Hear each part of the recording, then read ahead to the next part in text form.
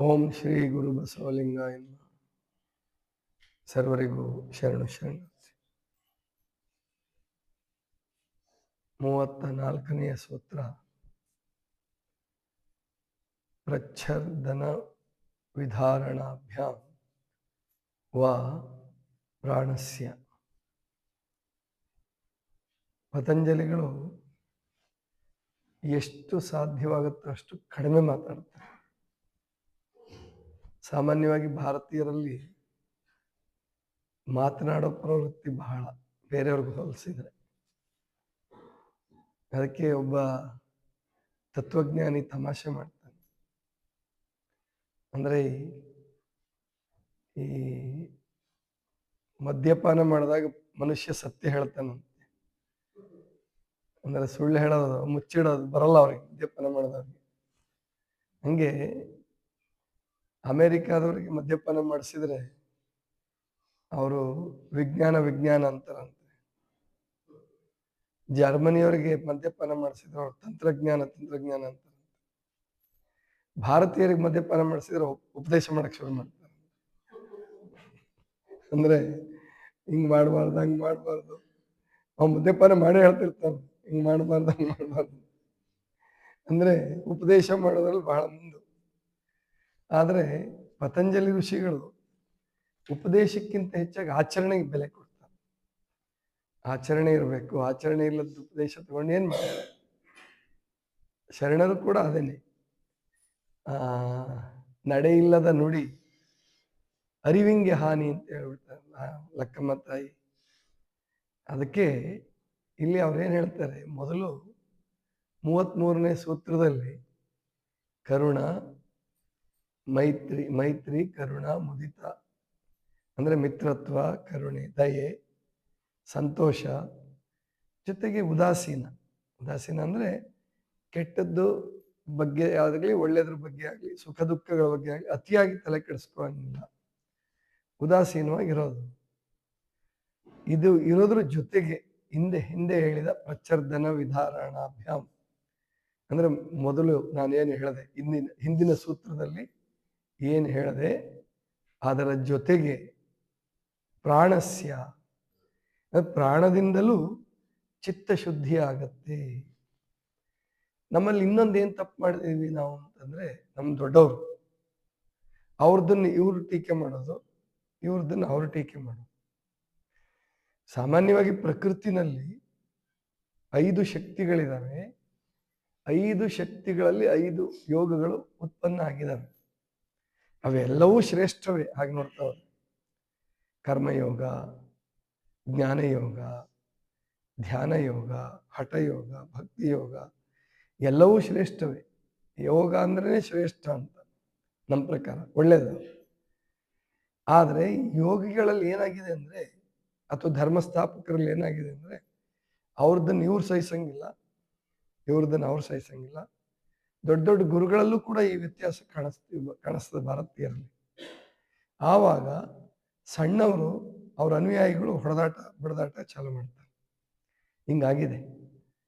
ಇಲ್ಲಿ 2 ಸೂತ್ರದಲ್ಲಿ 2 ಮಾರ್ಗಗಳನ್ನು ಅವ್ರು ಹೇಳ್ಬಿಡ್ತಾರೆ. ಒಂದನೇದೇನು? ಸೇವಾ ಪಥ, ಸೇವಾ ಮಾರ್ಗ. 33ನೇ ಸೂತ್ರದಲ್ಲಿ ಕರುಣ, ಮೈತ್ರಿ, ಕರುಣ, ಮುದಿತ ಇವೆಲ್ಲ ಏನು ಹೇಳಿದ್ರಲ್ಲ, ಇದು ಸೇವಾ ಮಾರ್ಗ. ಈಗ ಇಲ್ಲಿ ಹೇಳ್ತಿದಾರಲ್ಲ 34ನೇ ಸೂತ್ರದಲ್ಲಿ ಪ್ರಾಣಸ್ಯ ಅಂದ್ರೆ ಪ್ರಾಣದಿಂದಲೂ, ಪ್ರಾಣಾಯಾಮದಿಂದಲೂ, ಇದು ತಪಸ್ಸಿನ ಮಾರ್ಗ, ಇದು ವೈರಾಗ್ಯ ಮಾರ್ಗ ಅಂತ ಇಟ್ಕೊಳ್ಳೋಣ. ಮೊದಲನೇದು ಸೇವಾ ಮಾರ್ಗ ಆದ್ರೆ, 33ನೇ ಸೂತ್ರದಲ್ಲಿ ಹೇಳೋದು ಸೇವಾ ಮಾರ್ಗ ಆದ್ರೆ, 34ನೇ ಸೂತ್ರದಲ್ಲಿ ಹೇಳ್ತಾ ಇರೋದು ವೈರಾಗ್ಯ ಮಾರ್ಗ. ಇಲ್ಲಿ ವೈರಾಗ್ಯ ಮಾರ್ಗದಲ್ಲಿರೋರು ಸೇವಾ ಮಾರ್ಗದವ್ರನ್ನ ಬೈಯೋದು. ಏನ್ ನೀವು ಈ ಜಗತ್ತಿಗೆ ಏನ್ ಮಾಡಿದ್ರಿ, ಏನು ಉಪಯೋಗ? ಕೊನೆಗೆ ನಿಮಗೆ ಜಗತ್ತು ಏನಾದ್ರೂ ಒಂದು ಕೆಟ್ಟ ಹೆಸರು ಕೊಟ್ಟೆ ಕೊಡುತ್ತೆ. ಅದ್ರ ಬದಲು ನಮ್ಮ ತರ ನೀವು ಸುಮ್ಮನೆ ಬಂದು ಕೂತ್ಕೊಳ್ಳಿ, ಹಿಮಾಲಯದಲ್ಲಿ ಕೂತ್ಕೊಳ್ಳಿ, ಅಥವಾ ಯಾವ್ದಾದ್ರು ಬೆಟ್ಟದ ಮೇಲೆ ಕೂತ್ಕೊಳ್ಳಿ, ಅಥವಾ ಗುಹೆ ಕಟ್ಟಿಸ್ಕೊಂಡು ಕೂತ್ಕೊಳ್ಳಿ, ಅದರಿಂದನೇ ಸಿದ್ಧಿ ಆಗೋದು, ಅದೇ ಶ್ರೇಷ್ಠವಾದ ಮಾರ್ಗ ಅಂತ ಅನ್ನೋದು ಇವರು. ಯಾರು ತಪಸ್ವಿಗಳು. ಇವರು ಸೇವೆ ಮಾಡೋರು ತಪಸ್ವಿಗಳನ್ನು ಬೈಯೋದು. ನೀವೇನು ಉಪಯೋಗ ಇಲ್ಲ, ಹೋಗಿ ಕೂತ್ಕೊಂಡ್ರಿ, ನಿಮ್ಮ ಶಕ್ತಿನೆಲ್ಲ ವ್ಯರ್ಥ ಮಾಡ್ಕೊಂಡ್ರಿ, ಅದ್ರ ಬದಲು ನೀವು ದುಡ್ದಿದ್ರೆ ಒಳ್ಳೇದಾಗ್ತಿತ್ತು, ಜಗತ್ಗೆ ಉಪಕಾರ ಆಗ್ತಿತ್ತು. ಆದರೆ ಎರಡೂ ಮಾರ್ಗವು ಒಳ್ಳೆಯದೇನೆ. ಮತ್ತು ಒಂದು ಬಿಟ್ಟು ಒಂದು ಮಾರ್ಗ ಯಶಸ್ವಿ ಆಗಲ್ಲ.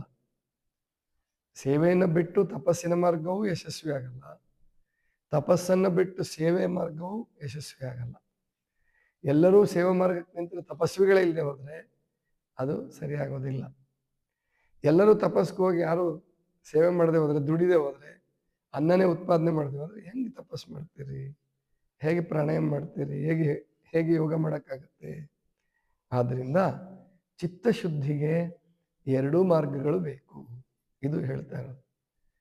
ಇಲ್ಲಿ ನಮ್ಮ ಲಿಂಗಾಯತ ಧರ್ಮದಲ್ಲಿ ಅಲ್ಲಮ ಪ್ರಭುಗಳು ತಪಸ್ಸಿನ ಮಾರ್ಗವನ್ನು, ಬಸವಣ್ಣನವರು ಸೇವಾ ಮಾರ್ಗವನ್ನು ಇಬ್ಬರು ಪ್ರತಿನಿಧಿಸ್ತಾರೆ.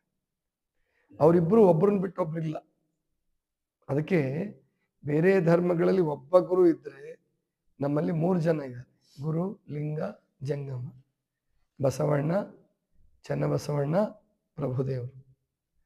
ಅದಕ್ಕೆ ಅವ್ರು 3 ಜನ ಎಲ್ಲೂ ಬಿಟ್ಟು ಮಾತಾಡಬಾರದು. ಬಸವಣ್ಣವ್ರನ್ನ ಪ್ರಮುಖವಾಗಿ ಎಲ್ಲರೂ ಕಂಡಿದ್ದಾರೆ ನಿಜ.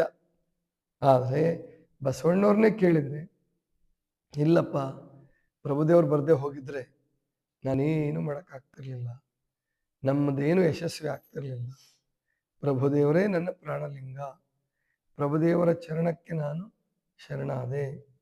ಪ್ರಭುದೇವ್ರನ್ನ ಕೇಳಿದರೆ ಅವರು ಹೇಳ್ತಾರೆ, ಇಲ್ಲ, ಬಸವಣ್ಣನಿಂದ ನಾನು ಸದ್ಭಕ್ತನಾದೆ, ನಾನು ಎಲ್ಲ ಮಾಡಿದ್ದೆ, ಪ್ರಾಣಾಯಾಮ ಮಾಡಿದ್ದೆ. ಒಂದು ವಚನ ಬರ್ತದೆ ನೋಡ್ರಿ, ಅದು ಅದ್ವೈತವ ನುಡಿದು ಅಹಂಕಾರಿಯಾದೆನಯ್ಯ. ಆಮೇಲೆ ಬ್ರಹ್ಮವ ನುಡಿದು ಶೂನ್ಯವ ನುಡಿದು ಸುಖ ದುಃಖಕ್ಕೀಡಾದೆನಯ್ಯ. ಬ್ರಹ್ಮವ ನುಡಿದು ಭ್ರಮಿತನಾದೆನಯ್ಯ. ಸಂಗನ ಬಸವಣ್ಣನಿಂದ ಸಾನ್ನಿಧ್ಯದಿಂದ ನಾನು ಸದ್ಭಕ್ತನಾದೆನಯ್ಯ. ಇದು ಪತಂಜಲಿ ಋಷಿಗಳು ಅದ್ಭುತ. ಆವತ್ತಿನ ಕಾಲಕ್ಕೆ ಸುಮಾರು 3000 ವರ್ಷ ಆಯಿತು, 4000 ವರ್ಷ ಆಯಿತು, 5000 ವರ್ಷ ಆಯಿತು, ಗೊತ್ತಿಲ್ಲ. ಆವತ್ತು ಒಂದು ಕಡೆ ತಪಸ್ಸಿನ ಜ್ಞಾನದ ಪರಾಕಾಷ್ಠೆ ಮುಟ್ಟಿತ್ತು ಭಾರತ. ಇನ್ನೊಂದು ಕಡೆ ಕೆಲವರಿಗೆ ವಿದ್ಯೆನೇ ಇರಲಿಲ್ಲ. ರೈತರಿಗೆ, ಶೂದ್ರರಿಗೆ, ಆಮೇಲೆ ಪಂಚಮವರ್ಣೀಯರಿಗೆ, ಅವರಿಗೆ ವಿದ್ಯೆ ಕೊಡ್ತಿರ್ಲಿಲ್ಲ. ಕೇವಲ 2 ಅಥವಾ 3 ವರ್ಣ ಇದ್ದವ್ರಿಗೆ ಮಾತ್ರ ವಿದ್ಯೆ ಇದ್ದಂಥ ಕಾಲದಲ್ಲಿ ಆವಾಗ ಎಲ್ಲರನ್ನೂ ಸಮನ್ವಯ ಮಾಡೋಕ್ಕೆ ಪ್ರಯತ್ನ ಪಟ್ಟರು. ಅಂದರೆ ಸಮಾಜದ ಬಗ್ಗೆ ತಲೆ ಕೆಡಿಸ್ಕೊಳ್ಳಿಲ್ಲ ಪತಂಜಲಿಗಳು. ಆದರೆ ಆ ಸೂತ್ರಗಳೇನಿದಾವಲ್ಲ, ಆ ಸೂತ್ರಗಳು ಮಾತ್ರ ಹೇಳ್ತಾ ಇರೋದೇನು ಅಂದರೆ, ನೀವು ಬರೇ ಉಪದೇಶ ಮಾಡ್ಕೊಂತ ಹೋದ್ರೆ ಉಪಯೋಗ ಇಲ್ಲ. ಒಂದು, ಬರೇ ತಪಸ್ಸಿನ ಮಾರ್ಗನೂ ಉಪಯೋಗ ಇಲ್ಲ. ಎರಡೂ ಬೇಕು. ಮೈತ್ರಿ, ಕರುಣೆ ಇದ್ರೆ ಅವನು ಸೇವೆ ಮಾಡ್ತಾನೆ. ಅವನ ಮೈತ್ರಿ ಇದ್ರೆ, ಮಿತ್ರತ್ವ ಇದ್ರೆ ಎಲ್ಲರಲ್ಲೂ ಪರಮಾತ್ಮನನ್ನು ಕಾಣ್ತಾನೆ. ಇನ್ನು ಈ ಬಹಿರಂಗದಲ್ಲಿ ಜನರ ಜೊತೆ ಹೊಡೆದಾಡುವಾಗ ಸ್ತುತಿ ನಿಂದೆಗಳು, ಮಾನಾಪಮಾನಗಳು ಬರೋದು ಸಹಜ. ಆವಾಗ ಉಪೇಕ್ಷೆ ಮಾಡೋದು, ಅಂದರೆ ಅದನ್ನು ಏನು ಮಾಡೋದು, ಉದಾಸೀನ ಮಾಡೋದು. ಉಪೇಕ್ಷೆ ಅಂದ್ರೆ ಉದಾಸೀನ, ಅದ್ರ ಬಗ್ಗೆ ಬಹಳ ಹಚ್ಕೊಳ್ಳಂಗೂ ಇಲ್ಲ. ಹಾಗಂತೇಳಿ ಅವ್ರ ಮಾತನ್ನು ತಿರಸ್ಕಾರ ಮಾಡಿ ಅಹಂಕಾರಿಗಳು ಆಗಂಗಿಲ್ಲ. ಎರಡರ ನಡುವೆ ಅದನ್ನು ಬುದ್ಧ ಹೇಳಿದ್ದು ಮಧ್ಯಮ ಮಾರ್ಗ ಅಂತಲೇ ಹೇಳಿದ್ದು, ಸುವರ್ಣ ಮಾರ್ಗ ಅಂತ. ಆದರೆ ಒಟ್ಟು ಉಪದೇಶಕ್ಕೆ ಬಹಳ ಮಹತ್ವ ಇತ್ತು ಭಾರತ ದೇಶದಲ್ಲಿ. ಉಪದೇಶ, ಮೈತ್ರಿ, ಕರುಣ, ಅದ್ರ ಬಗ್ಗೆ ಮಾತಾಡ್ತಿರ್ಲಿಲ್ಲ ಬಹಳ ಜನ. ಬರೀ ದೇವ್ರ ಬಗ್ಗೆ ಮಾತಾಡ್ತಾ ಇದ್ರು. ಇವರು ದೇವ್ರನ್ನ ಬಿಟ್ಟು ದೇವ್ರನ್ನ ಸ್ವಲ್ಪ ಮರೆಗೆ ಸರಿಸಿ, ಮೊದಲು ನೀವು ಪ್ರಯತ್ನ ಮಾಡ್ರಪ್ಪ, ಮೊದಲು ನಿಮ್ಮ ಚಿತ್ತ ಸರಿಪಡಿಸ್ಕೊಳ್ಳಿ, ಚಿತ್ತ ವೃತ್ತಿಗಳನ್ನು ನಿರೋಧ ಮಾಡ್ಕೊಳ್ಳಿ, ಆಮೇಲೆ ದೇವ್ರ ವಿಷಯ ಮಾತಾಡೋಣ. ದೇವ್ರ ವಿಷಯ ಮಾತಾಡ್ತಕ್ಕಂಥದ್ದು ಅಲ್ಲ, ಚಿತ್ತಶುದ್ಧಿ ಆದಾಗ ದೇವರು ಸಿಕ್ಕೇ ಸಿಗುತ್ತಾನೆ.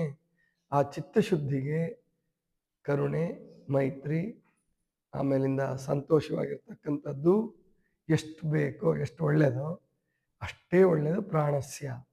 ಅಂದರೆ ಪ್ರಾಣಾಯಾಮ ಮಾರ್ಗ, ರೇಚಕ, ಪೂರಕ, ಪೂರಕ, ರೇಚಕ, ಕುಂಭಕ, ಅವುಗಳು ಬೇಕೇ ಬೇಕು. ಅವುಗಳ ಸಾಧನೆನೂ ಮಾಡಿ. ಹಾಗಂತೇಳಿ ಅವುಗಳಲ್ಲೇ ಇದ್ದುಕೊಂಡು ನೀವು ಮೈತ್ರಿ, ಕರುಣೆ, ಪ್ರೀತಿ, ಆಮೇಲೆ ಉದಾಸೀನತೆ ಬೆಳೆಸ್ಕೊಳ್ಳದೆ ಹೋದರೆ ನೀವು ಯಶಸ್ವಿ ಆಗಲ್ಲ, ಶಾಂತಿ ಸಿಗಲ್ಲ. ನೀವು ಬೇಕಾದ್ರೆ ಹೋಗ್ರಿ, ಅಲ್ಲಿ ಭಾಳ ಜನ ಸಾಧಕರು ಇರ್ತಾರಲ್ಲ, ಹರಿದ್ವಾರ, ಋಷಿಕೇಶ, ಅಲ್ಲಿಗೆ ಹೋದರೆ ಅವ್ರನ್ನ ಇವ್ರು ಬೈತಿರ್ತಾರೆ, ಇವ್ರನ್ನ ಅವ್ರು ಬೈತಿರ್ತಾರೆ.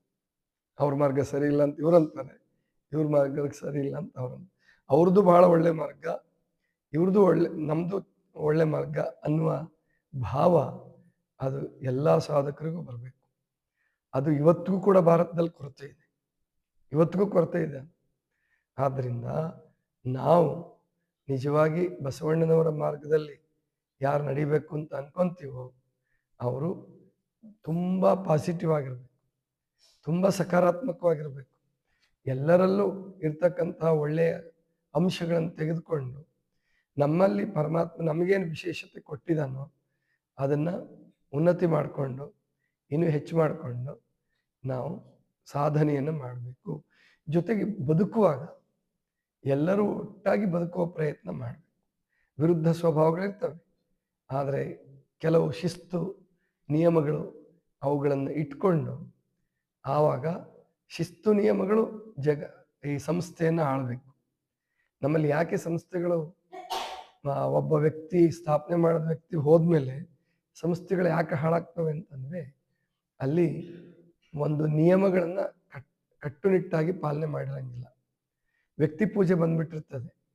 ಯಾವ ಸಂಸ್ಥೆಗೆ ವ್ಯಕ್ತಿ ಪೂಜೆ ಬರ್ತದೋ, ಯಾವ ಸಂಸ್ಥೆಯಲ್ಲಿ ವ್ಯಕ್ತಿ ಪೂಜೆ ಬರ್ತದೋ ಅಲ್ಲಿ ಆ ಸಂಸ್ಥೆ ಬಹಳ ದಿವಸ ಬದುಕಲ್ಲ. ಅಲ್ಲಿ ನಿಯಮಗಳ ಪಾಲನೆ ಅವೇ ಸಂಸ್ಥೆಯನ್ನು ಆಳಬೇಕು. ಈಗ ಉದಾಹರಣೆಗೆ ಬೆಳಗ್ಗೆ ಪ್ರಾರ್ಥನೆ ಮಾಡಬೇಕು. ಬೆಳಗ್ಗೆ ಪ್ರಾರ್ಥನೆ, ಸ್ನಾನ, ಪೂಜೆ, ಪ್ರಾರ್ಥನೆ ಆಗಬೇಕು ಅಂದರೆ ನಾನು ಇರಲಿ ಬಿಡಲಿ ಅಥವಾ ನಾನು ಸಂಸ್ಥೆನೇ ಬಿಟ್ಬಿಡಲಿ, ಆದರೆ ಮುಂದಿನವರು ಅದನ್ನು ನಡೆಸ್ಕೊಂಡು ಹೋಗಬೇಕು ಅಂದರೆ ಮಾತ್ರ ಅದು ಚೆನ್ನಾಗಿ. ದಾಸೋಹ, ದಾಸೋಹ ಇದ್ದಾಗ ಒಬ್ರಿದ್ದಾಗ ಮಾಡಬೇಕು, ಇಲ್ಲದೆ ಇದು ಬಾಕಿಯವರು ಮಾಡಬಾರ್ದು ಅಂತಲ್ಲ. ಆ ದಾಸೋಹ ನಿರಂತರವಾಗಿ ನಡಿಬೇಕು. ಕಾಯಕ ನಿರಂತರವಾಗಿ ನಡಿಬೇಕು, ಯಾರು ಇರಲಿ ಬಿಡಲಿ. ಆಮೇಲೆ ನಿಯಮಗಳು, ಬೆಳಗ್ಗೆ ಬೇಗ ಹೇಳೋದು, ರಾತ್ರಿ ಬೇಗ ಮಲಗೋದು, ಇವು ಯೋಗ ಸಾಧನೆಗೆ ಅನುಕೂಲಕರವಾದಂತಹ ಸಂಗತಿಗಳು. ಇದನ್ನು ನಾವು ಎಲ್ಲರಿಗೂ ಕಲಿಸೋ ಪ್ರಯತ್ನ ಮಾಡಬೇಕು. ಅದಕ್ಕೆ ನಾನು ಹೇಳೋದು, ಯಾಕೆ ಔಷಧಿ ತಗೋಬೇಡಿ, ನೀವು ಮಾತ್ರೆಗೆ ಹೊಂದ್ಕೊಳ್ಳೋರನ್ನ ಇಲ್ಲಿ ಇಟ್ಕೊಳ್ಳೋದು ಸೂಕ್ತ ಅಲ್ಲ ಅಂತ ಯಾಕೆ ಹೇಳ್ತೀನಿ ಅಂದರೆ, ಈಗ ಒಬ್ಬರು ಗುಳಿಗೆ ತಗೊಳಕ್ಕೆ ಶುರು ಮಾಡಿದ್ರೆ ಬಾಕಿಯವರು ಎಲ್ಲ ಉಪವಾಸ ಬಿಟ್ಬಿಟ್ಟು ಗುಳಿಗೆ ತಗೊಳಕ್ಕೆ ಶುರು ಮಾಡಿದ್ರೆ ಗತಿ ಏನು? ಆವಾಗ ಈ ಆಶ್ರಮದ ಮೂಲ ನಿಯಮನೇ ಹೊರಟೋಗ್ಬಿಡುತ್ತೆ. ಅದಕ್ಕೆ ಅನಿವಾರ್ಯವಾದ ಪ್ರಸಂಗದಲ್ಲಿ ಅಷ್ಟೇ ಅದು ಜೀವ ಉಳಿಸೋಕ್ಕೋಸ್ಕರ. ಆದರೆ ಆ ಸೋಮಾರಿತನ ಮಾಡಿಕೊಂಡು, ಆಲಸ್ಯ ಮಾಡಿಕೊಂಡು ತಿನ್ನೋದ್ರಲ್ಲೇ ನಾವು ನಿಶ್ಚಯರಾಗಿ ಮಾತ್ರೆ ಗುಳಿಗೆ ತಗೋಬಾರ್ದು. ಅದು ಆಶ್ರಮದ ನಿಯಮಗಳಿಗೆ ವಿರುದ್ಧವಾದದ್ದು. ಹೀಗೆ ಪ್ರತಿಯೊಂದು ವಿಷಯದಲ್ಲೂ ಕೂಡ ಅಷ್ಟೇ. ಜಗತ್ತಿನಲ್ಲಿ ಪರಮಾತ್ಮ ಒಂದೇ ಪದ್ಧತಿ ಇರಬೇಕು ಅನ್ನೋದು ಪರಮಾತ್ಮನ ನಿಯಮ ಅಲ್ಲ. ಒಂದೇ ಧರ್ಮ ಇರಬೇಕು ಅನ್ನೋದು ಪರಮಾತ್ಮನ ಇಚ್ಛೆ ಅಲ್ಲ. ಪರಮಾತ್ಮನ ಇಚ್ಛೆ ಎಲ್ಲ ಧರ್ಮಗಳು, ಎಲ್ಲ ಪದ್ಧತಿಗಳು ಎಲ್ಲವಕ್ಕೂ ಶಕ್ತಿ ಕೊಟ್ಟಿದ್ದಾನೆ ಅವನು. ಆಯಾ ಕಾಲಕ್ಕೆ ಎಲ್ಲ ಧರ್ಮಗಳಲ್ಲಿ, ಎಲ್ಲ ಯೋಗ ಪದ್ಧತಿಗಳಲ್ಲಿ ಮಹಾತ್ಮರು ಹುಟ್ಟಿ, ಅವತಾರ ಪುರುಷರು ಹುಟ್ಟಿ ಅದಕ್ಕೆ ಶಕ್ತಿಯನ್ನು ನೀಡಿದ್ದಾರೆ, ಶಕ್ತಿಯನ್ನು ಕೊಟ್ಟಿದ್ದಾರೆ. ಒಂದು ವೇಳೆ ಈ ಕೆಲವರು ಪ್ರವಾದಿಗಳು ಹೇಳೋ ಹಾಗೆ ಒಂದೇ ಉಳಿಬೇಕು ಅನ್ನೋದಕ್ಕೆ ಆಗಿದ್ದರೆ ಇನ್ನೆಲ್ಲೂ ಪ್ರವಾದಿಗಳು ಹುಟ್ಟಬಾರ್ದಾಗಿತ್ತು, ಸಿದ್ಧಪುರುಷರು ಹುಟ್ಟಬಾರ್ದಾಗಿತ್ತು. ಇಲ್ಲ, ಹಾಗಾಗಿಲ್ಲ. ಎಲ್ಲ ದೇಶಗಳಲ್ಲಿ, ಎಲ್ಲ ಕಾಲಗಳಲ್ಲಿ, ಎಲ್ಲ ಜನಾಂಗಗಳಲ್ಲಿ ಮಹಾತ್ಮರು, ಪುಣ್ಯಾತ್ಮರು, ಅವತಾರಿಗಳು ಹುಟ್ಟಿ ಈ ಜಗತ್ತನ್ನು ಆಯಾ ಶಕ್ತಿಗೆ, ಆಯಾ ಮಾರ್ಗಕ್ಕೆ ಅವರು ಪ್ರೋತ್ಸಾಹ ಕೊಟ್ಟಿದ್ದಾರೆ, ಬೆಲೆ ಕೊಟ್ಟಿದ್ದಾರೆ, ಶಕ್ತಿಯನ್ನು ಉಂಟು ಮಾಡಿದ್ದಾರೆ. ಆದ್ದರಿಂದ ನಾವು ನಮ್ಮ ಪದ್ಧತಿಯನ್ನು ಸರಿಯಾಗಿ ಅನುಸರಣೆ ಮಾಡೋಣ. ಒಳ್ಳೆ ಪದ್ಧತಿಗಳು ಎಲ್ಲೇ ಇದ್ದರೂ ಅವರು ನಿಜವಾಗಿ ಸಾಧಕರಾಗಿದ್ದರೆ ಅದನ್ನು ಗೌರವಿಸೋಣ, ಅವರಲ್ಲಿರ್ತಕ್ಕಂಥ ಒಳ್ಳೆಯದನ್ನು ಕಲ್ತ್ಕೊಳ್ಳೋಣ. ಇದೇ 34ನೇ ಸೂತ್ರ ಹೇಳ್ತಾ ಇರ್ತಕ್ಕಂಥದ್ದು. ಇದಿಷ್ಟು ಇವತ್ತಿನ ಚಿಂತನ. ಸರ್ವರಿಗೂ ಶರಣ ಶರಣ.